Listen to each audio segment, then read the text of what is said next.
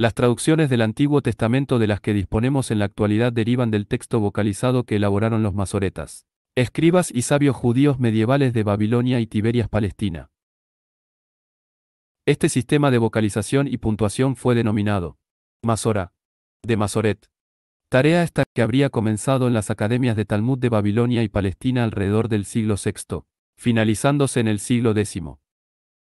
Sin embargo, no nos ha llegado ningún manuscrito de ese tiempo que demuestre que la actividad de los masoretas comenzó en fecha tan temprana.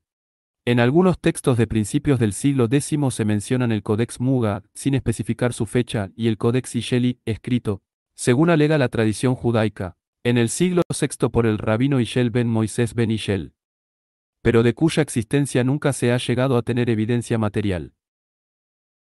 En la actualidad existen solamente 31 textos masoréticos del Antiguo Testamento, no todos completos, con una datación que va desde finales del siglo IX hasta 1100 después de Cristo. Es decir, el fragmento más antiguo de un texto masorético. Profetas, del Cairo.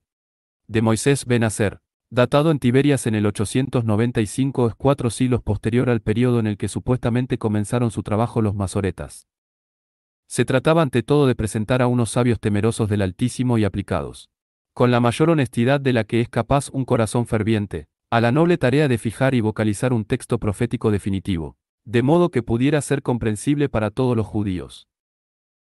También se trataba de seguir al pie de la letra el dicho, a río revuelto ganancia de pescadores. Y eso, revolver, ha sido siempre uno de los elementos fundamentales de sus estrategias. Se trataba, en definitiva, de crear en la gente una sensación de exactitud, rigor y excelsa profesionalidad en el trabajo de los masoretas, enturbiando las aguas de forma que nadie pudiera ver el fondo. Iban apareciendo a lo largo de los siglos, y paralelamente al trabajo de vocalización y puntuación, masora, decenas de lenguas, de pueblos, de rutas, de profetas y de textos revelados. Aquel vergel de civilización encajaba bien en el proyecto judío, sobre todo al presentarse ellos como los artífices de aquel prodigioso entramado. La realidad, no obstante, distaba mucho de ajustarse a su estrafalario corte. Como vimos en vídeos anteriores en este canal, hay una lengua original, el árabe, de la cual derivan todas las demás. De esta lengua se habrían originado de forma directa el siríaco y el fenicio, que a su vez habrían dado lugar al persa, al sánscrito y al griego, y éstas a cientos de otros dialectos. Este portentoso fenómeno se habría llevado a cabo a lo largo de miles de años a través de migraciones y continuos asentamientos.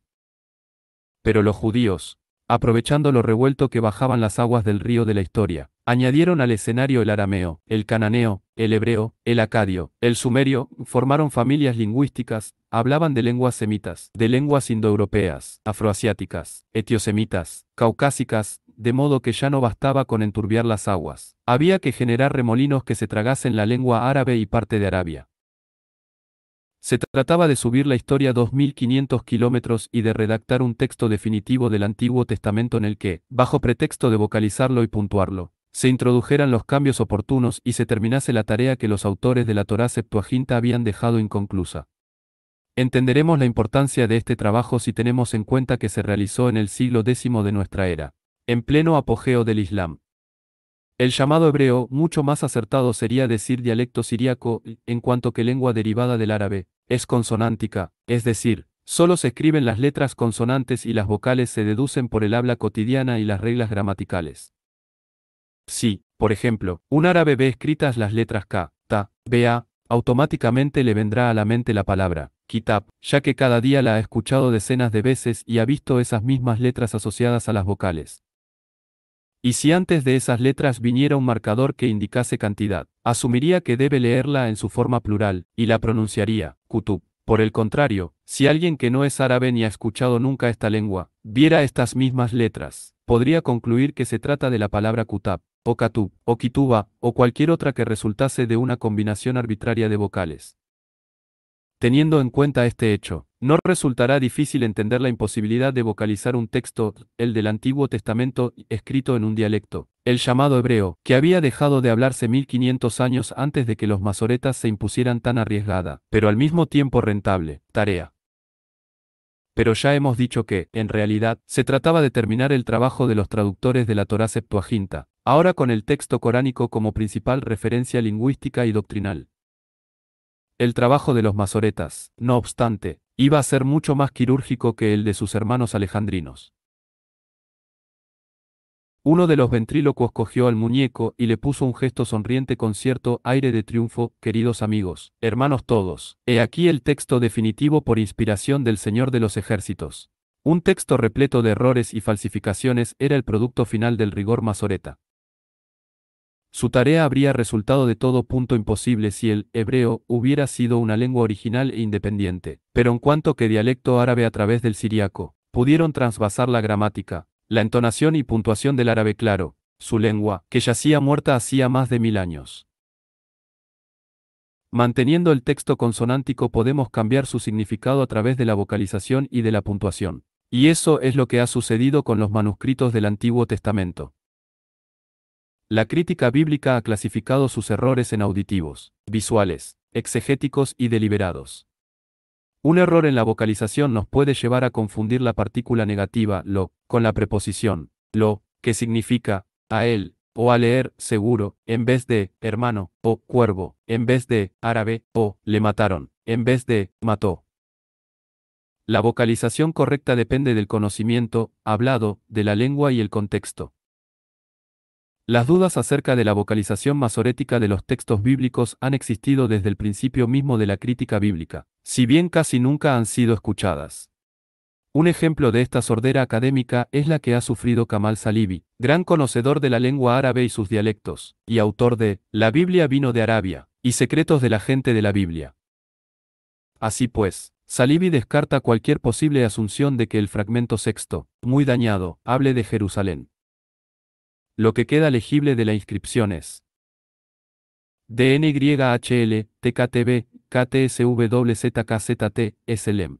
Una traducción más objetiva de esta frase, si es que fue una frase en el original completo, sería: Mi Señor no escribirá, lo hace pues, SLM. La traducción oficial, en cambio, rellena los espacios vacíos de forma arbitraria para justificar que las tres consonantes finales, SLM, forman parte de la palabra YRWLYM, Jerusalén. El dogmatismo de los investigadores bíblicos responde al intento desesperado de hacer pasar un texto que es el producto de un trabajo de adivinación, por las palabras del Altísimo reveladas a Musa y a los profetas posteriores a él. Un texto del siglo X vocalizado cuando la lengua en la que estaba escrito se había dejado de hablar hacía más de 1000 años. Lo que realmente cuenta a la hora de poder leer y pronunciar un texto es la lengua hablada, no el alfabeto en el que está escrito. La lengua turca se escribía con caracteres árabes hasta que Kemal Atatürk introdujo el alfabeto latino. De esta forma se perdió gran parte del legado cultural del pueblo turco, pero oralmente se mantuvo la misma lengua. El caso hebreo fue el contrario, se mantuvo el alfabeto, pero se dejó de hablar, de modo que las consonantes escritas no permitían deducir las vocales correctas, ni la pronunciación ni la entonación. El trabajo, no obstante, pudo llevarse a cabo, a pesar de los muchos errores y cambios intencionados que introdujeron los masoretas, por tratarse de un dialecto siríaco, una variante del árabe. La élite judía ponía paz donde los críticos ponían guerra, y nos recordaba que lo importante es el mensaje y no su procedencia, la clara asunción de que el pueblo judío era y es el elegido, aunque ya no crea en el Dios que lo ha elegido.